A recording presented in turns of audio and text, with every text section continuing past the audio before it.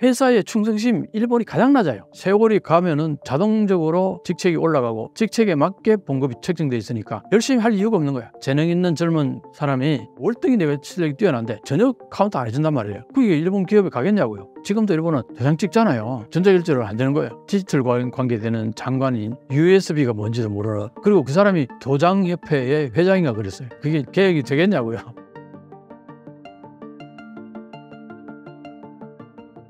일본 IT 기술자들의 연봉 수준은 어떻게 되나요?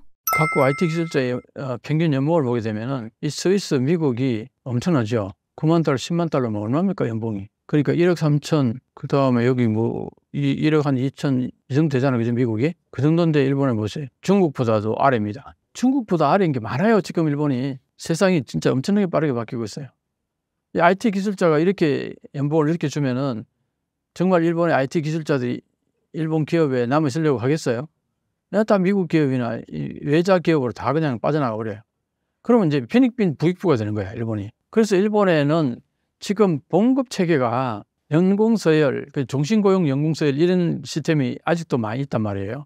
거기에 대한 부작용을 여러 가지 글들이 많이 올라오면 그 부작용이 돼서 이걸 타파해야지 일본이 발전한다. 그러면 또 한편에서 뭐라 하는지, 이 평생 직장 연공서열 이 제도가 좋은 점도 많다. 반드시 글이 올라옵니다. 그런 측면이 없겠어요? 당연히 있겠죠. 안정적이다. 노동자가 안정적으로 일을 할 수 있다. 그 다음에 뭐 회사에 대한 충성심도 있다. 그런데 솔직히요, 자료 그 여론조사 같은 거 보잖아요. 회사의 충성심 일본이 가장 낮아요. 진짜. 그게 그 경제 사람성에서 그 관료가 자료 같은 거 내는 거 보면요, 그 기업에 대해서 관여하고 싶다는 마인드가 일본은 거의 10%, 20%대밖에 없어요. 다른 나라는 60, 70%까지 있고 40, 50%는 평균인데 일본은 10%도 안 돼. 10에서 20%. 그러니까 관심이 없는 거예요. 충성도 하죠. 그냥 왜 그러냐니까 임금을 안 올려주잖아요. 평생 직장 연공서열이라는 거는 세월이 가면은 자동적으로 내 직책이 올라가고 직책에 맞게 봉급이 책정돼 있으니까 열심히 할 이유가 없는 거야. 세월이 말해주는 건데 내가 오늘 열심히 할 이유가 하나도 없어요. 시간이 가면은 자연스럽게 봉급 올라갈 거니까. 이게 생산성이 높아지겠냐고, 이 시스템 자체가. 그러니까 이게 일본의 가장 큰 문제라는 얘기를 많이 하는데, 거기에 예를 들어서 재능 있는 젊은 사람이 여기에 들어가면 제일 밑바닥 봉급을 받는데 시간이 가야지 봉급이 올라가잖아요. 근데 인터넷 실력을 보면 내가 저 아저씨 내보다 봉급 2배, 3배 받는 아저씨보다 월등히 내가 실력이 뛰어난데 그거 전혀 카운트 안 해준단 말이에요. 그게 일본 기업에 가겠냐고요. 그래서 대부분의 소규모의 인터넷 전문 업체라든가 그다음에 외자 업체 이런 데 가면은 최소한 8천, 9천, 뭐 1억 넘어가는 봉급을 받으니까 그쪽으로 다 빠져나간 거예요. 그러니까 일본은 IT가 진전이 안 되는 이유가 다 이런 데 있는 거예요. 자, 그래서 어떤 일이 발생하느냐. 일본의 기업이나 일본의 관공서에 IT 관련되는 지식을 가진 사람이 거의 없다 보면 돼요. 그럼 이제 어떻게 돼? 지금 아날로그 사회에서 그냥 이대로 살다 죽을래? 이렇게 할 수는 없는 거 아니에요. 그럼 디지털화로 지금 변신을 많이 꾀하고 있어요. 디지털 트랜스포메이션 그래가지고 DX라는 단어가 굉장히 많이 쓰이는데 일본에서. 근데 그 DX가 정확히 이건데 어떤 구조를 아날로그 구조에서 완전히 디지털 시스템으로 경영 마인드를 완전히 바꾸는 거잖아요. 그럼 이제 예를 들어서 결제 같은 것들도 전부 컴퓨터에서 클릭으로 다 해서, 옛날에는 사인 받으러 돌아다녔잖아요. 그죠? 지금도 일본은 도장 찍잖아요. 그러니까 여기 도장 찍어야 되니까 이거 도장 다 찍는데 한 달 걸리는 것도 있다 그래요. 결제 늦어질 수밖에 없는 부분도 있잖아요. 그런데 요즘은 왜냐면 전자결제가 다 됐단 말이에요. 연간한 거는. 근데 일본은 도장을 찍어야 되니까 전자결제로 안 되는 거예요. 그런 맥락이 있으니까 이런 부분들이 뭐 굉장히 시스템이 늦단 말이에요. 그래서 이걸 이제 완전히 뜯어 고친다. 그게 DX예요. 디지털 트랜스포메이션. 그러려면은 이 기술자가 있어야 될 거 아니야. 이게 지금 사내에 없으니까 어려야 될 거 아니야. 그러니까 일본 업체한테 어려하니까 이게 문제가 좀 있는 거야, 그동안에. 그래서 이제 어디로 가냐. 클라우드.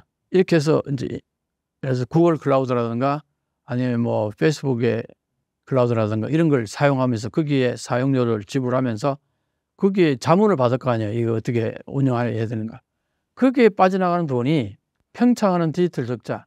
2022년도 일본 경상 흑자가 11조 4,432억 엔이었는데 이것도 47%는 이제 줄어드는 거죠.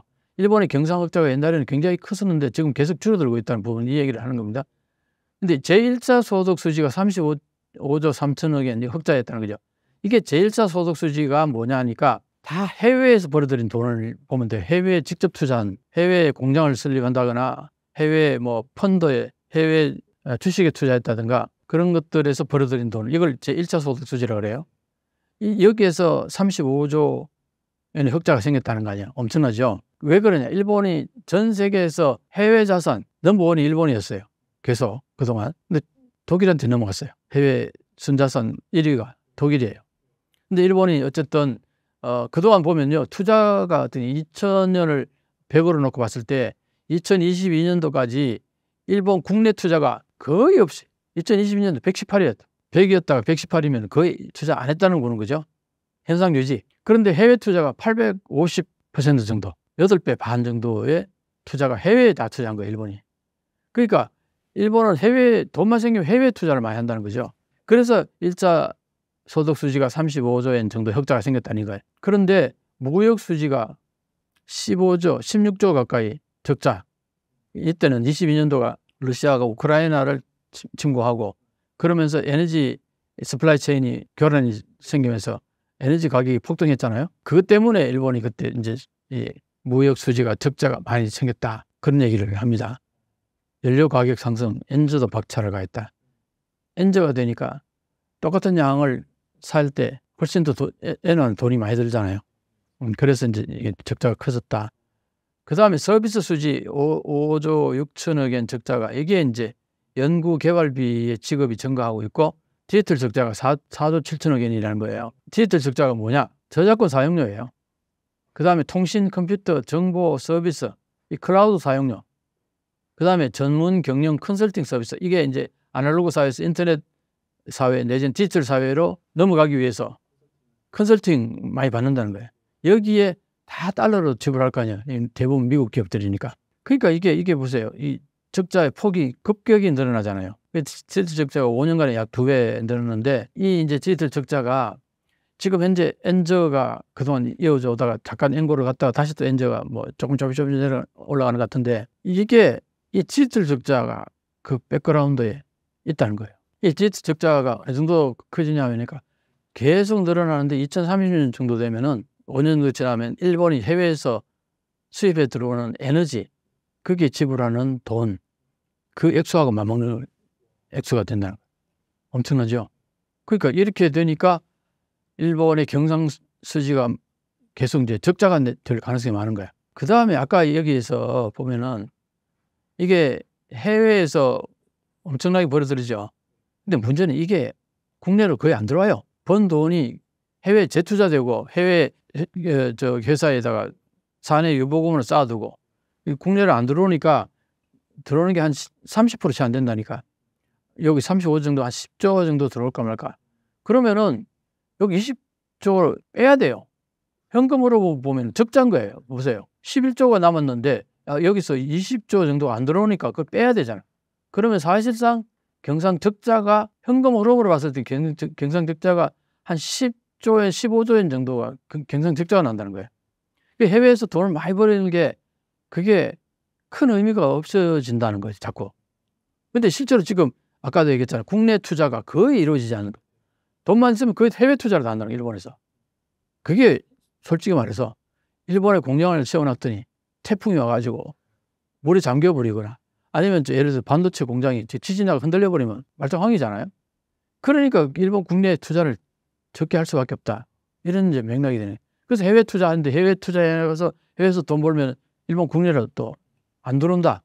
그러니까 근데 적자, 디지털 적자 같은 경우는 적자는 계속 늘어나고 그러니까 앞으로 현금 흐름으로 봤을 때 구조적으로 계속 적자가 날 거다는 거예요. 일본이.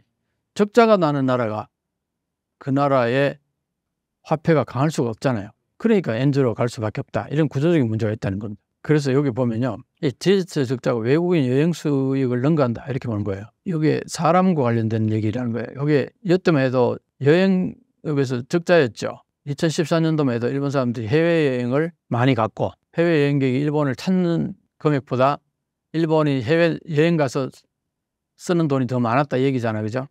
그랬는데 2015년 이후부터는 왜 이렇게 흑자가 많이 생기느냐. 아베 총리가 되고 나서 여행 입국 그 정책을 폈어요. 그 자기가 4천만 명 해외 여행객 4천만 명 유치 그 정책을 위반했었어요. 그때까지만 해도 이전까지만 해도 뭐 1,000만 명이 채 안 됐었어요. 그랬는데 4천만 명을 하나 목표로 시험해서 급격히 늘어나기 시작했죠.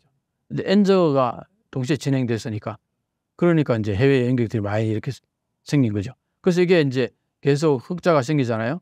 그러다가 팬데믹 때 이때 뭐 차단했으니까 그 이제 나가는 사람들은 조금 있었으니까 이게 그래도 이게 약간의 흑자는 좀 있긴 있었네요. 그러다가 2023년도에 이제 많이 들어왔잖아요, 그죠? 엄청나게 왔죠. 올해도 많이 오고. 그래서 이렇게 이제 빨간 색깔이 이렇게 길게 이렇게 이만큼 흑자를 봤는데 문제는 뭐냐? 요게 이제 회색 요게 디지털 관련된 돈이 나가는 거예요. 엄청나죠? 이거 보세요. 매년 늘어나잖아요, 이렇게. 그러다 보니까 이게 수지예요. 이게 현금 흐름으로 볼 때 경상수지인데 이게 0 밑에 계속 있잖아. 이게 계속 적자라는 거예요, 이게. 서비스 수지가 적자, 계속 적자가 일어난다는 겁니다. 그래서 이게 이제 일본의 경상수지 전체에 미치는 현금 흐름에 경상수지에 미치는 적자 폭이 늘어나는 이유가 여기 있다.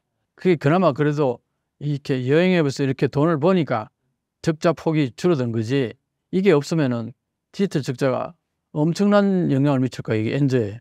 일본이 여전히 아날로그 시스템을 고수하고 있는 근본적 이유는 무엇일까요? 그게 철학적으로 이런 얘기가 있어요. 지킬 게 있을 경우에 변화가 쉽지 않다. 한마디로 얘기하면 그겁니다.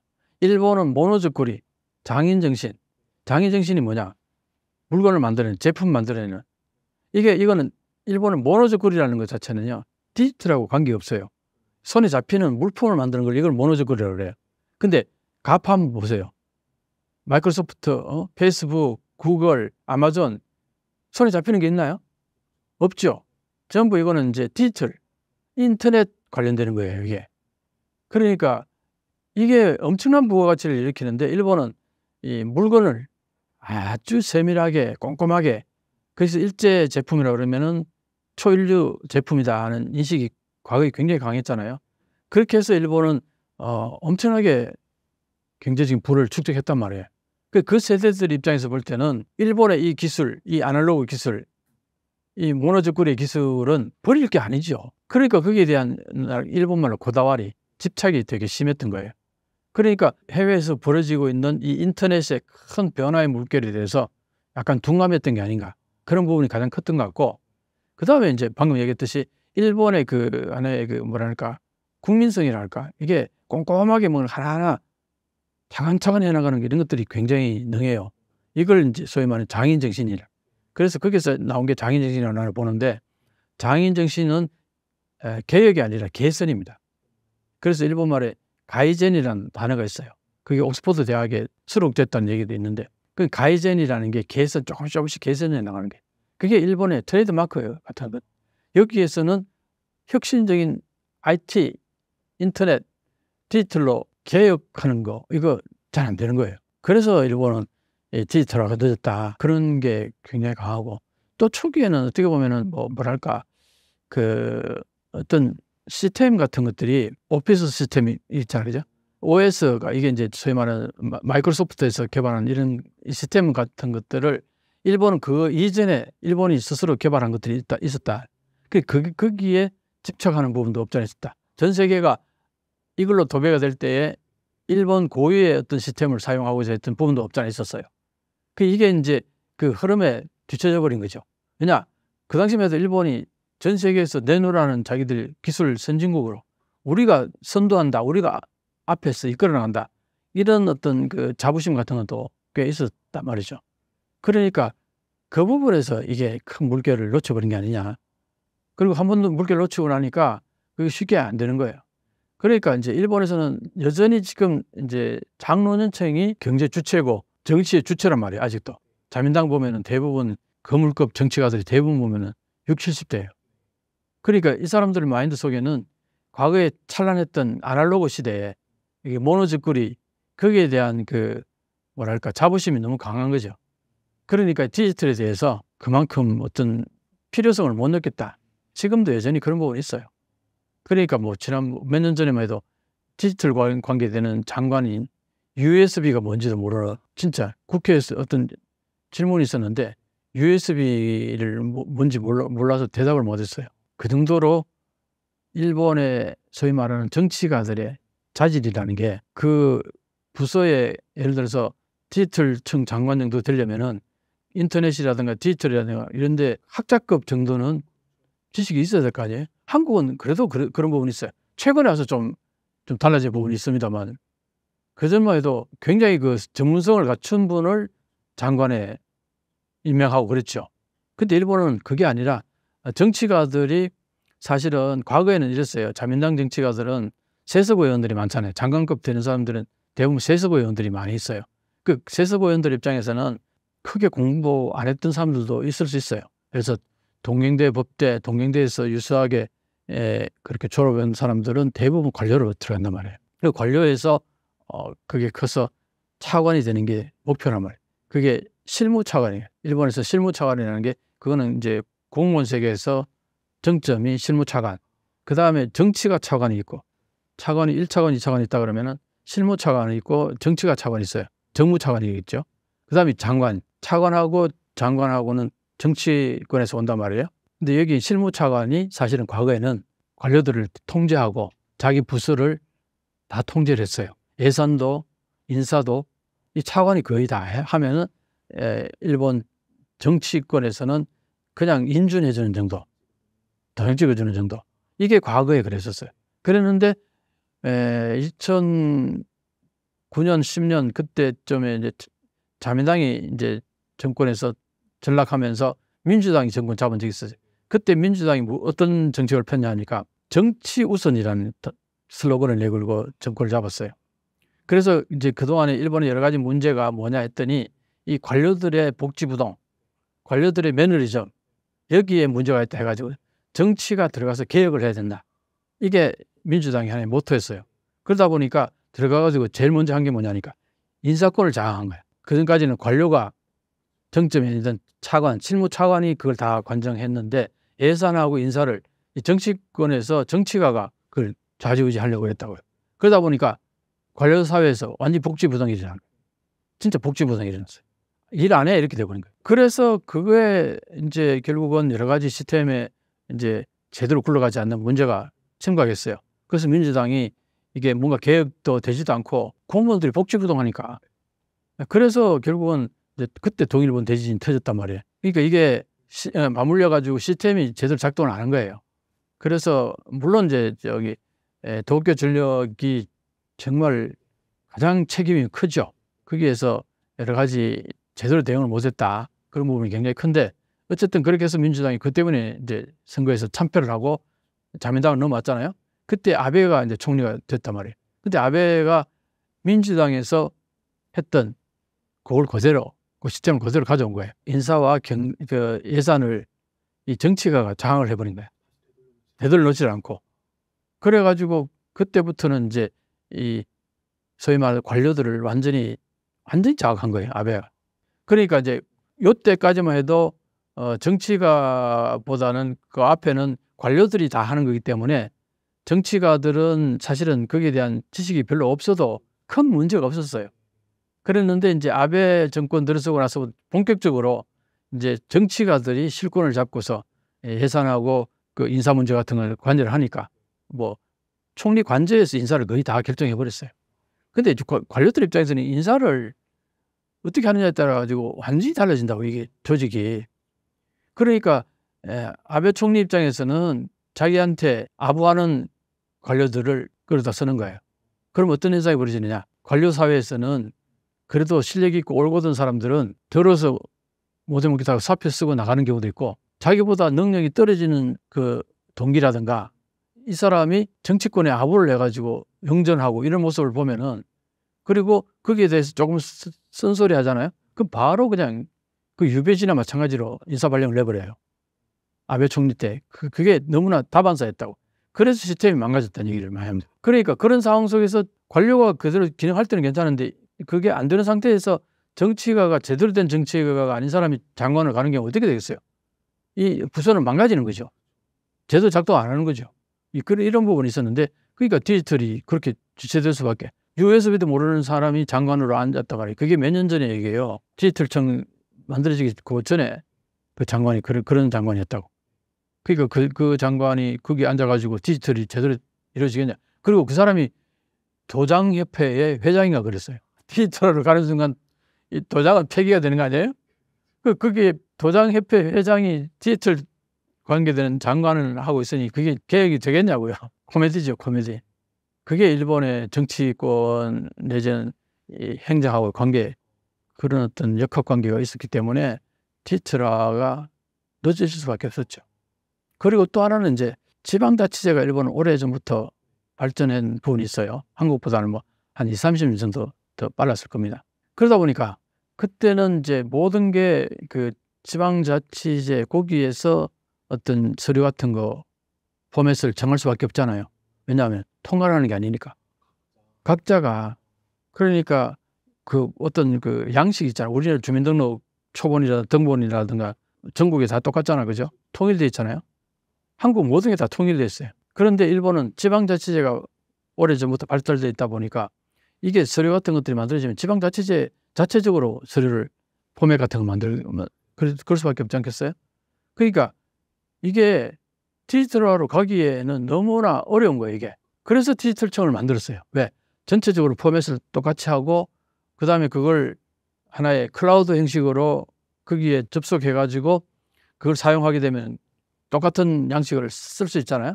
근데 그전까지만 해도 이게 클라우드라는 단어 자체가 최근이에요. 몇 년밖에 안 됐어요. 사실 디지털청이 만들어지면서 이 소위 말하는 구글의 클라우드라든가 아마존의 클라우드라든가 뭐 마이크로소프트의 클라우드 이 클라우드 개념이 나온 거예요. 그전만 해도 일본에서는 지방자치제에서 어떤 식으로 컴퓨터 시스템 작동하도록 하는 게 어떤 식이었냐면은 컴퓨터에 대한 지식이 별로 없으니까 그 업자들이 이제 제공업체 거기에다가 의뢰를 해요. 이 시스템을 만들어 달라. 그러면 그 업체가 자기들이 포맷을 만들어 가지고 이거 만들어서 그걸 가지고 있으면서 그 지방자치제가 사용하는 사용료를 받아 먹었어요.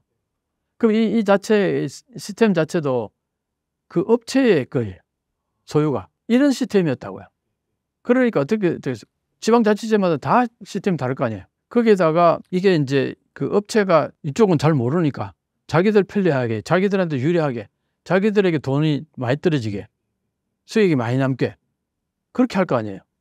이게 솔직히 말해서 일본의 그 이쪽 그런 예산이 굉장히 커요. 방대한데. 그럼에도 불구하고 시스템을 보면 열악하게 짝이 없는 거야. 그래서 그걸 개선하기 위해서 디지털청을 만들려고 했던 거예요. 그럼 디지털청을 만들면은 이제 전체적으로 전부 하나로 공통된 포맷을 만들고 서류도 양식을 통일하고 그다음에 그 클라우드에 접속해가지고 전부 사용하도록 그렇게 해서 추진을 하고 있는데 지금 추진하고 있어요. 그런데 오히려 예산이 더 많이 들어간다는 거야. 그래서 이게 제대로 지금 추진이 안 되고 있어요. 그럼 절약이 돼야 되는데 오히려 어떤 면에서는 파편적으로 이렇게 뭔가 시스템 구축하는데 돈이 따로따로 다 드니까 이걸 통일해가지고 어떤 클라우드에 접속하는 정도로 이렇게 하게 되면은 오히려 예산 절약되고 여러 가지 좋은 점이 있을 거 아니냐 하고 추진했는데 각 지자체에서 보니까 예산이 더 많이 늘어나더라는 거예요. 사용료하고 이런 것들이. 그래서 일본에 내가 볼 때는 이 디지털화가 진전이 굉장히 어려울 거라고 봅니다. 정말 이 얘기 듣고 있으면요. 어디 후진국 저기 19세기에 사는 것 같은 느낌들이 20세기 얘기 같지가 않죠. 21세기 얘기 같지가 않죠. 일본 은행 시스템과 한국 은행 시스템의 차이는 무엇인가요? 이게 클라우드 형식으로 전 은행이 다 어느 정도 뭔가 인터넷 시스템을 잘 활용해야지 접촉이 쉬울 거 아니에요. 우리는 지금 뭐랄까 핸드폰으로도 은행 업무를 웬간한 건 다 보죠. 이체라든가 뭐 다 가능한데 일본은 그게 안 된단 말이에요. 지금도. 물론 뭐 부분적으로 되는 부분이 있을 수 있겠습니다만 얼마 전까지만 해도 은행에서 프로피 디스켓을 사용했어요. 그 프로피 디스켓 사용한다는 건 뭐냐. 이건 인터넷하고의 관계를 거의 끊고 살았다는 얘기는 마찬가지예요. 그러니까 이게 아마도 어떤 네트워크나 이런 것들이 그 활성화 안 됐던 거죠. 근데 최근에 어떤 은행이 그 시스템을 좀 완전히 바꾼 거죠. 이제 새롭게 이제 시스템을 구축하기 위해 가지고 인터넷 관련되는 그런 업체에 이제 의뢰해가지고 그걸 심으려고 했는데 그때의 어떤 전문가가 이 시스템에 약간의 좀 결함이 있는 것 같다. 아직도 좀 완성된 시스템이라고 보기는 어렵다. 좀 더 시간을 갖고 좀 더 업그레이드해서 하자고 했는데 뭐 그냥 하자 이렇게 해서 급하게 했나 봐요. 그게 문제가 돼가지고 계속 트러블이 1년에 몇 번씩 트러블 완전히 그냥 다운돼 버린 거예요. 은행 전체가. 하루 이틀씩 뭐 그냥 아예 은행 업무가 마비가 되는 이런 경우도 있었어요. 그러니까 그것도 지금 일본의 3대 은행 중에 하나의 은행이 그랬으니까. 그리고 최근까지도 프로피트 티켓 사용했다니까요, 은행에서. 최근에 그걸 이제 사용 안 하도록 했다는 방침이 나왔다 이런 얘기 하더라고. 이거 우리 프로피트 티켓 언제 사용했습니까? USB 사용한 지도 한참 됐는데. 그러니까 일본이 내가 유학 갔을 때 처음에 갔을 때 일본 은행에 들어가서 보니까 대기 시간이 너무 길어요. 사람들도 많고. 와, 왜 이렇게 느리나? 근데 지금도 여전해요. 왜? 우리는 어떻게 은행은 뭐 웬간한 건 다 컴퓨터나 핸드폰으로 다 처리해 버리잖아요. 이체 같은 거는 뭐 옛날 같으면 은행 가서 다 해야 되는데 핸드폰으로 다 이체가 가능하고 인터넷 뱅킹이 웬간한 건 다 되니까 은행 창구에 가서 굳이 해야 될 일이 별로 없는 거예요. 그럼 은행에 가서 보면은 사람들이 그렇게 많지가 않습니다. 그러니까 가자마자 뭐 한 5분이면 거의 다 업무를 봐요. 뭐 길어봐야 10분 정도 대기. 그런데 일본은 여전히 지금도 1시간, 2시간, 1시간은 기본이고 많이 밀릴 때는 뭐 2시간 지금도 그렇다는 거죠.